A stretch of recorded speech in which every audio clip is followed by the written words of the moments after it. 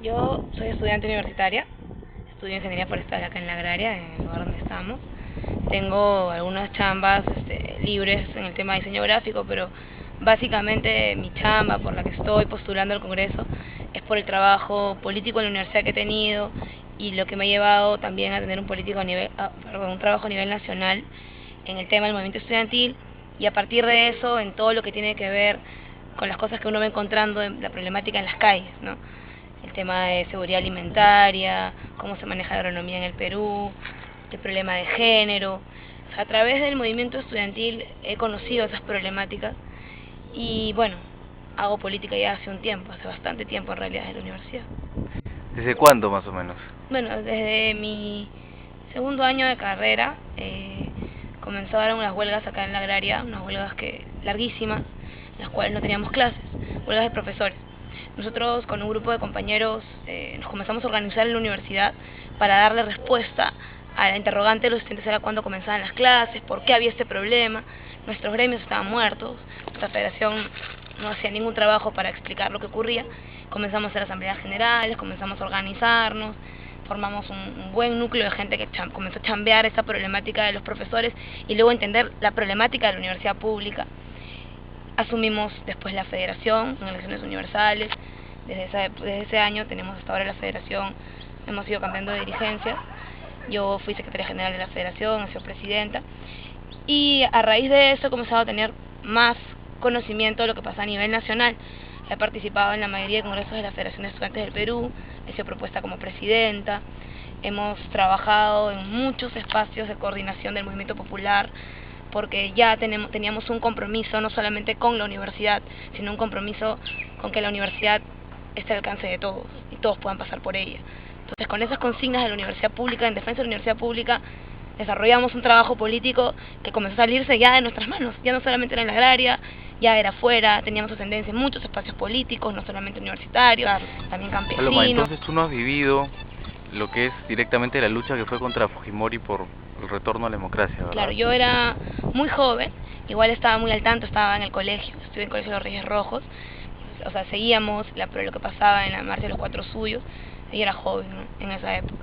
Sin embargo, acá en la agraria vivimos las políticas fujimoristas, porque Fujimori fue rector de esta universidad. Por lo tanto, su caldo de cultivo, lo que hizo después con las universidades y lo que hizo con el país, lo inició aquí. Y nosotros tenemos un amplio conocimiento de lo que fue el gobierno de Fujimori y el daño terrible que le hizo a esta universidad y el que le hizo cuando estuvo también de presidente a esta Porque universidad alguien en que particular. relativamente está bien, profesionalmente parece que está bien, alguien que le va bien en la vida, sobre todo es la pregunta que cualquier joven se haría, ¿no? Claro. ¿Se metería a hacer política cuando la política en teoría no te da nada, en términos económicos, en términos incluso profesionales? Militar en tu gremio tampoco, si lo ves en cuestiones económicas, ¿no? Pero yo creo que nosotros, los jóvenes que decidimos hacer política, lo hacemos por una convicción grande de cambiar las cosas, ¿no? O sea, yo no es gastar, ¿no? He invertido mucho de mi tiempo en mi gremio, en cambiar las cosas, en organizarnos en un espacio adverso, aparte porque los jóvenes no hacen política. Y si los jóvenes no hacen política es porque primero no hay trabajo de los partidos políticos en las universidades, hay mucho miedo, una generación con mucho miedo que pasó antes que nosotros, que ha traído ahora lo que son los jóvenes que no tienen historia, jóvenes que comienzan a asumir que es correcto todo lo que te plantea la televisión, que hay que ser profesionales rápidamente y hay que ganar un montón de plata. Eso es lo que la mayoría de jóvenes pasa. Lo que pasa es que cuando estás en una universidad pública comienzas a darte cuenta de la realidad. Y cuando comienzas a darte cuenta de la realidad, en particular yo y muchos de los amigos con los que yo trabajo, queremos cambiarlo, ¿no? Y es un sacrificio grande. Ahora asumir esta candidatura al Congreso es un gran sacrificio también. Nosotros somos jóvenes, no tenemos plata, queremos cambiar las cosas, somos francos en lo que decimos, no pensamos acartonarnos por hacer política, porque nunca lo hemos hecho. Creemos que es hora de renovar, y no solamente renovar porque están viejos, sino renovar porque sus ideas parten de espacios corruptos. Las ideas de la mayoría de políticos son ideas trasnochadas que no responden a la realidad porque nunca en su vida la han vivido, porque están hace mucho tiempo metidos en el Congreso o hace mucho tiempo metidos en sus discusiones grandes de salón, pero no tocan lo que pasa en la realidad, ¿no? Tú hace un momento hablabas de la problemática de las universidades públicas. Me imagino que estamos hablando de falta de recursos, que estamos hablando de falta de infraestructura, imagino que estamos hablando también de una calidad de enseñanza que no necesariamente es la mejor, etcétera, etcétera. ¿No crees que a veces el tema de la gratuidad de la enseñanza puede ser un problema más que una solución? Y sobre todo teniendo en cuenta que aquí en la agraria hay pagos escalonados por semestre, tengo entendido, a diferencia de otras universidades estatales donde no hay este tipo de pagos. Es interesante verlo en toda la amplitud. Nosotros hablamos de gratuidad y es el primer gancho de consigna de la campaña, porque creemos que es la única forma de que la universidad sea democrática y también de romper los espacios de corrupción dentro de la universidad.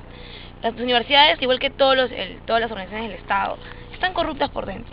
Gente que está enquistada mucho tiempo, que vive de lucrar y tratan de lucrar siempre al máximo. En este caso, la carga de los ingresos, de todo lo que tiene que ver con el gasto universitario y lo que se le cobra a los estudiantes, en vez de ir para mejorar la infraestructura, va a los bolsillos de unos cuantos.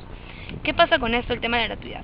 Nosotros analizamos lo que pasa en otros países que están desarrollando y están generando conocimiento para su industria nacional, para la población.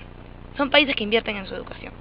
En nuestro país, como sabes, en todo el tema educativo, ni siquiera logramos cumplir el 6% del PIB para la educación. Tenemos una inversión bajísima y mucho más en las universidades. Las universidades están sumamente abandonadas, por eso que nos comienzan a cobrar a los estudiantes. ¿Qué pasa cuando comienzas a cobrar? ¿Quiénes estudian en el agraria? ¿Un campesino puede ser agrónomo en este país?